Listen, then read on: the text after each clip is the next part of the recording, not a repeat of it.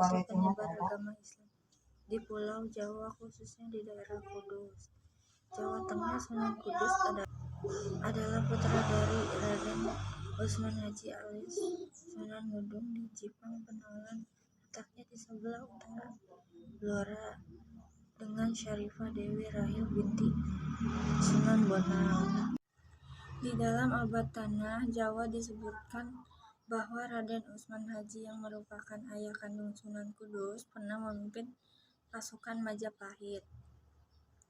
Sunan Ngudung selaku Senopati Demak bertarung dengan sengit melawan Raden Husain atau Adipati Terung dari Majapahit. Dalam pertempuran tersebut, Sunan Kudus gugur sehingga kedudukannya sebagai Senopati Demak digantikan oleh Sunan Kudus. Sementara itu, ibu Sunan Kudus merupakan putri dari Sunan Bonang. Ia dilahirkan pada tanggal 9 September 1400 Masehi. Dengan demikian, Sunan Kudus adalah cucu dari Sunan Bonang, yakni masih berlarian atau keturunan langsung dari Husain bin Ali, cucu Nabi Muhammad SAW. Bertepatan sejumlah versi mengenai asal-usul Sunan Kudus. Ada yang mengatakan bahwa Sunan Kudus merupakan cucu Sunan Ampel. Versi lain menyebutkan bahwa Sunan Kudus merupakan keturunan Persia.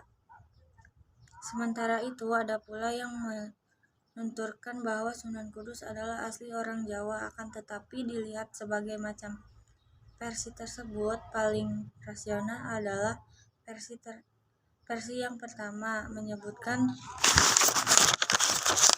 bahwa Sunan Kudus merupakan cucu Sunan Bonang. Cara berdakwah Sunan Kudus. Strategi dakwah melalui pendekatan massa, melakukan pendekatan berdasarkan kepercayaan masyarakat setempat, tidak melakukan atau menggunakan jalan kekerasan, mengikuti dari belakang terhadap kelakuan dan adat rakyat, tetapi diusahakan untuk mempengaruhinya dan memasukkan nilai ajaran Islam. Menghindari konfrontasi secara langsung pada prinsip mengambil ikan tanpa membuat keruh airnya. Pendekatan kultural Sunan Kudus.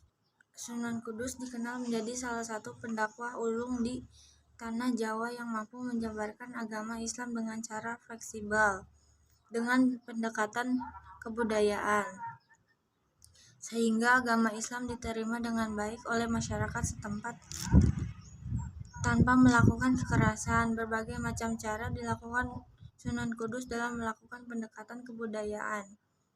Berikut ini pendekatan kebudayaan yang telah dilakukan oleh Sunan Kudus. Rangkaian penyembelih sapi. Hal ini yang diyakini oleh umat Hindu yang percaya bahwa sapi merupakan hewan suci sehingga dilarang disembelih. Selain itu, Sunan Kudus juga membuat menara layaknya candi, namun menara tersebut tidak dijadikan sebagai tempat pemakaman raja atau penyembahan roh leluhur, melainkan tempat mengumandangkan aja. Membuat pondasan atau tempat wudhu dengan pancuran berjumlah 8. Hal ini Sunan Kudus lakukan sebagai bentuk upaya melakukan pendekatan terhadap umat Buddha, di mana jumlah pancuran tersebut bermakna jalan berpurat 8 atau singka marga. Selain itu, Sunan Kudus juga memberikan arca kepala kebo gumerang di atas pancuran tersebut. Menyelenggarakan selamatan mitoni. Sunan Kudus tidak melarang acara selamatan atau mitoni yang dilakukan oleh masyarakat setempat. Namun Sunan Kudus melakukan perubahan dan memasukkan nilai-nilai Islam dalam setiap rangkaian acaranya. Misalnya mengubah permohonan doa kepada dewa menjadi kepada Allah, berharap anak tampan seperti Arjuna atau cantik seperti Dewi Rati dirubah menjadi tampan seperti Nabi Yusuf dan cantik seperti ibu Nabi Isa.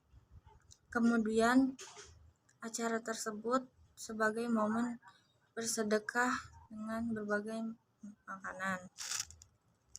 Melalui sejumlah pendekatan tersebut, Sunan Kudus berhasil menarik perhatian dan hati masyarakat Jawa tanpa melakukan tindakannya atau cara-cara kekerasan dalam menyebarkan dan mengajarkan Islam kepada masyarakat. Selain belajar dan berguru kepada ayahnya sendiri, ternyata Sunan Kudus juga berguru terhadap sejumlah ulama terkenal lainnya.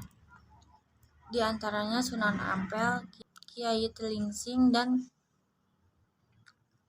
Ia Ageng Ngerang.